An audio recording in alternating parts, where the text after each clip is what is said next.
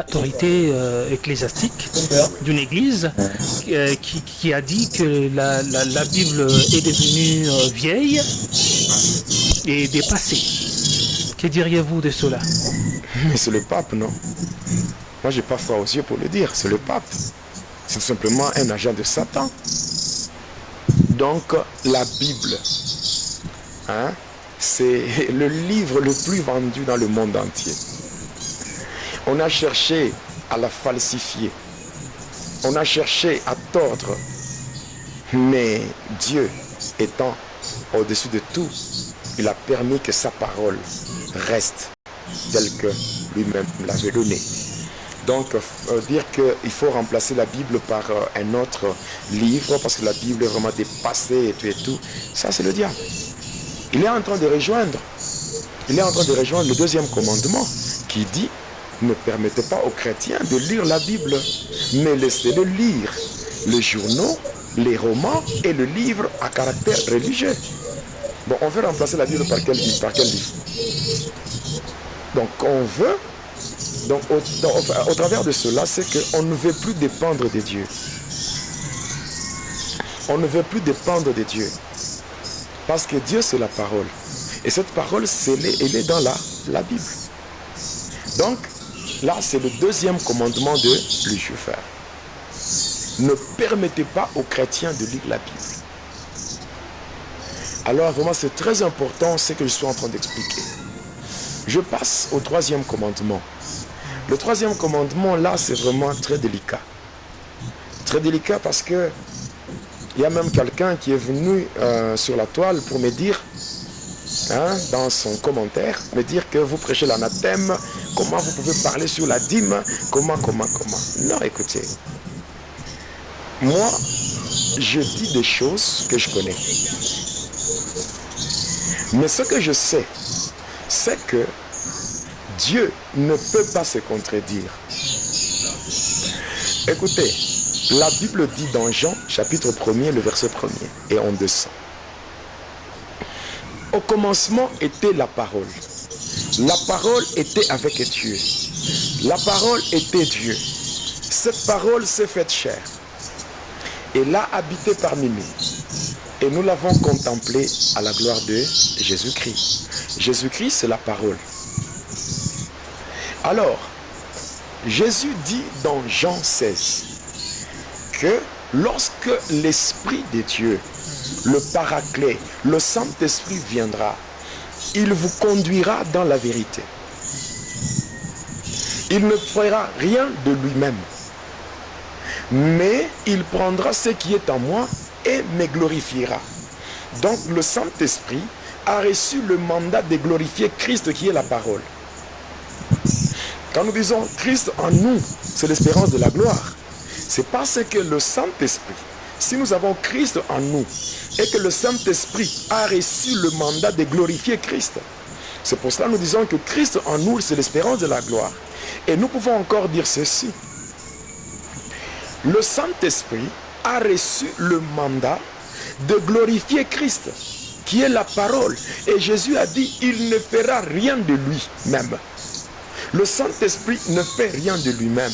Il prend ce qui est de Christ et il nous annonce.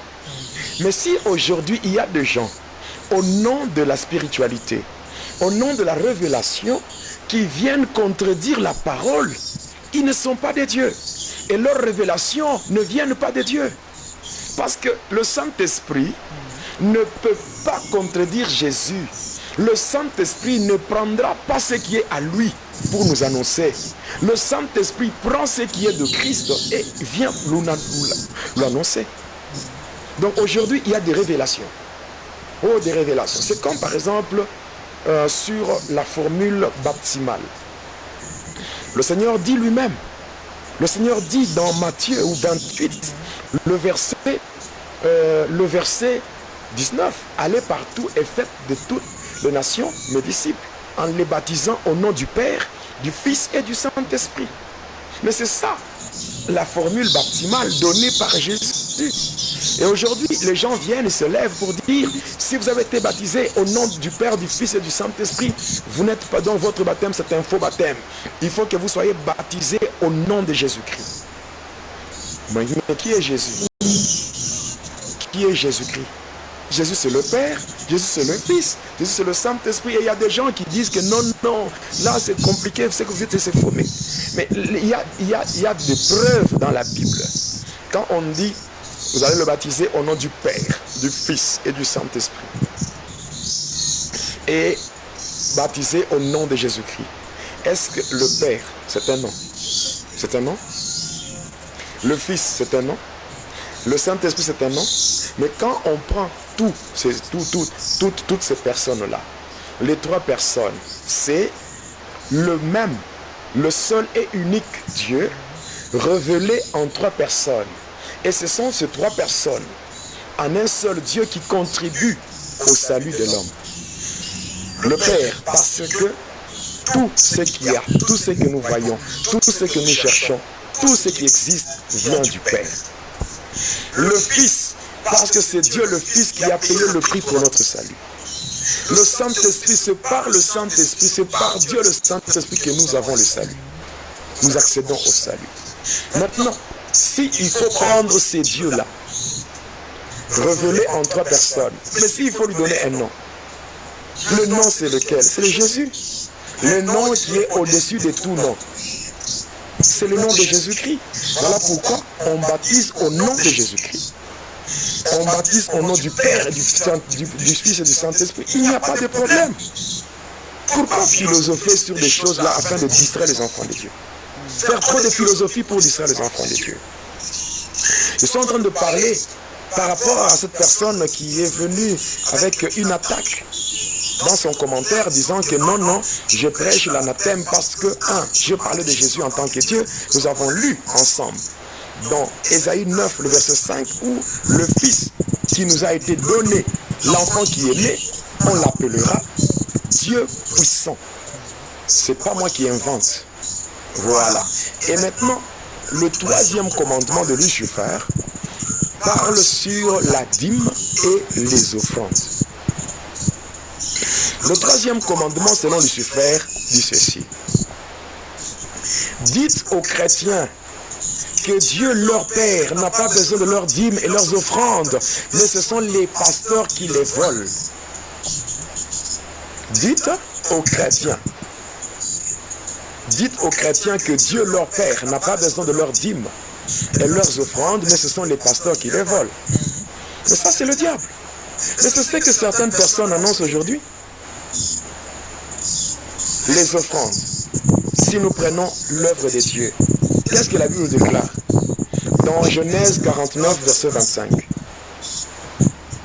C'est l'œuvre du Dieu de ton Père qui te dira. C'est l'œuvre du Tout-Puissant qui te bénira. La bénédiction des cieux en haut, la bénédiction des eaux en bas, la bénédiction des mamelles ainsi que du sein maternel. C'est écrit. Exode 23, le verset 25 à 26. Vous servirez l'Éternel votre Dieu, il bénira votre pain, il bénira vos eaux, il éloignera la maladie du milieu de vous, il remplira le nombre de vos jours, et dans le pays, il n'y aura ni femme stérile, ni femme qui avorte. C'est une litanie de bénédictions liées à l'œuvre de Dieu. Regardez, lorsque par rapport à la théophanie, lorsque Dieu avait fait son apparition à Gédéon, Gédéon lui a dit, si réellement tu es Dieu, reste